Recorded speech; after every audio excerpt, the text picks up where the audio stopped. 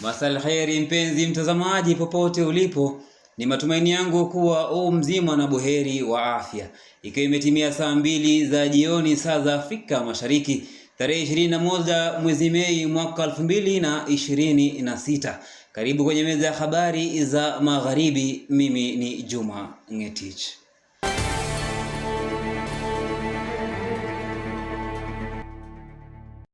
Tunang'oa nanga na taarifa. Taifa linapokaribia uchaguzi mkuu wa mwaka 2027, baadhi ya wakazi wa jimbo la Bungoma wamedai kuwa wapo tayari kujitokeza kwa wingi na kuchangia au kuwachagua viongozi watakaoleta maendeleo.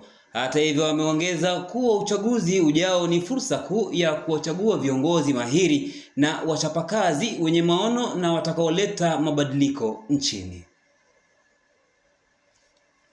Naitwa Eli Wawire Almoli ambaye ni mkazi wa Bungoma hii, na kusema kweli Bungoma County kama vijana tumekuwa tunapiga kura mara kwa mara, lakini hakuna haja hata ya kupiga kura. Mimi siwezi kumobilize watu waende wapige kura, kwa sababu kila mwaka tunapiga kura, lakini wakati mtu mwenye umepigia kura akifika kule anatetea mahali penye ameoa na wazazi wake na yule mwenye wako mbele kule kwa viti. Sasa wenye tumempigia kura tunabaki tu hivyo. So Kenya hii yani tumechawa na corruption mingi, kama watu wa ground hatusikiki, hatueleweki, tunaenda wapi tunatoka wapi, kwa sababu wenye tumepigia kura wameenda kutuza matumbawa zao na baadaye wanakuja wanatupea 50 bob. Sasa 50 bob ukinipea badala ya create job opportunities for ground, utakuwa umenisaidia kweli?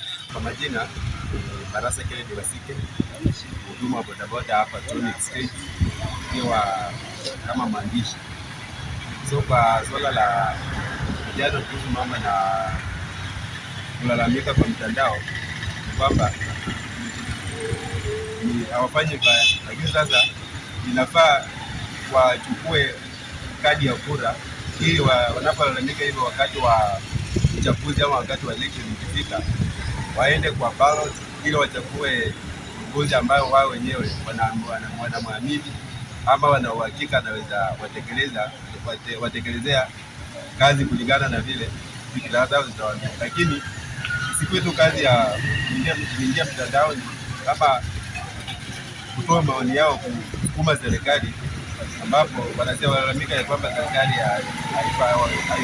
haiwaongozi kulingana na vile wanaelewa. Kwingineko ni kuwa chama cha mawakili nchini LSK kimefika mahakamani kwa lengo la kupinga gharama ya mafuta na kutaka mahakama kuingilia kati na kutoa suluhu ya mgogoro wa mafuta nchini. LSK imeitaka serikali kuwa wazi kwa kuwaeleza Wakenya jinsi ushuru unavyotumika. Society is deeply concerned that the cumulative effect of these measures has imposed a disproportionate and economically unsustainable burden on Kenyan households, business, manufacturers, transport operators and other productive sectors of the economy. Kwa muda mrefu chama cha Ford Kenya kimeendelea kukita mizizi katika kaunti ya Bungoma, huku ushawishi wake ukizidi kunawiri na kuifanya kuwa mojawapo ya vyama vyenye nguvu katika eneo zima la magharibi. Wagombea kupitia tiketi ya chama hicho wamekuwa na nafasi rahisi kupenya kwenye uongozi kutokana na uungwaji mkono wa kihistoria na mtandao wake wa kisiasa. Hata hivyo, kwa sasa hali inaonekana kubadilika baada ya baadhi ya wakazi wa Bungoma kueleza kutoridhishwa kwao na chama hicho. Jina naitwa Pedro Wanjala Msimu, ni mkazi wa Ranje, na nimeshukuru sana TV na kuweza kuchukua maoni ya raia na wakazi wa Bungoma kama sisi. First number one, kutoka Mheshimiwa Wetangula kuja na Ford Kenya imetuumiza sana sisi kama wakazi wa Bungoma. Kama kuna chama imeumiza wakazi wa Bungoma ni Ford Kenya. Because number one, hiyo Ford Kenya ilileta Mheshimiwa Wangamati. Mheshimiwa Wangamati alifanya kazi kwa chama ya Ford Kenya. Na alifanya kazi kwa hospitali iko sawa, ukienda barabara iko sawa, ukienda Bumula iko sawa. Wakati Ford Kenya kiongozi wao alijua huyu jamaa anafanya maendeleo kwa raia wa Bungoma, waliona mtu ni mbaya, walifanya tu na chini, wakamtoa katika chama ya Ford Kenya. Hiyo chama ya Ford Kenya ikakuja kuleta mheshimiwa Lusaka, ndio wakatoa scholarship, wakatoa basari, wakatoa kila kitu. Hiyo ni nyumba yake. Sasa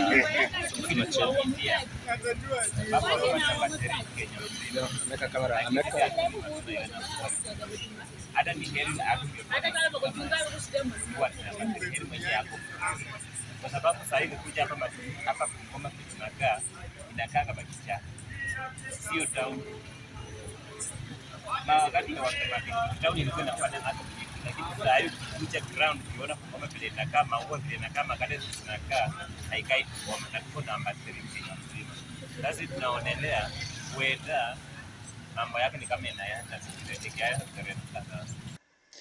Hali mbaya ya barabara katika eneo la Kandui kuelekea Chwele, kaunti ya Bungoma, inaendelea kuwa kikwazo kikubwa kwa shughuli za usafiri, huku madereva na wakazi wakilalamika au wakilazimika kukabiliana na mashimo makubwa yaliyojaa maji na tope, hasa wakati huu wa mvua.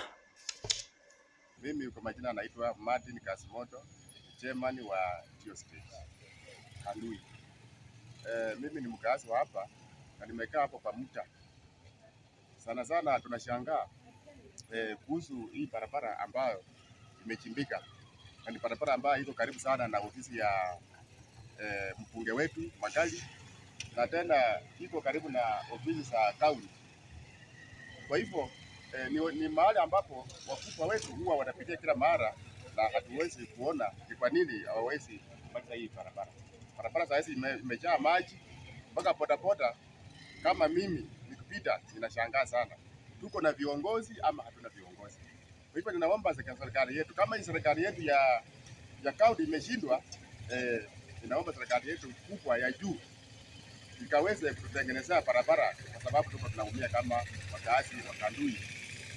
Sana ninauliza serikali yetu kubwa, ikiwa inajua kwamba hii barabara imeshinda serikali ya kaunti, mbona isiweze kuingilia na kutengeneza barabara ili pia sisi tukaweze kutembea kama watu wengine. Huyu bunge wetu ambaye anaitwa Magali huwa anapitia hapo mahali, na sifa nini hata hawezi kukumbuka tu kutengeneza hii barabara. Mimi naona ni kama ameshaingiza ndani mambo ya siasa. Amejua ya kwamba yeye ni mtu ambaye hata anaenda tamu ya mwisho, kwa hivyo kwa sababu hawezi kutengeneza barabara. Lakini mimi namuomba angeweza kutengeneza ili watu waweze kukumbuka zaidi, ili 2027 wataweza kupitia kura na aweze kupita. Sadakta mpenzi mtazamaji wa kuzidi kwa nami toka mwanzo hadi sasa, ambapo napata break japo kidogo, lakini narejea na taarifa kwa kina. Usikwende mbali.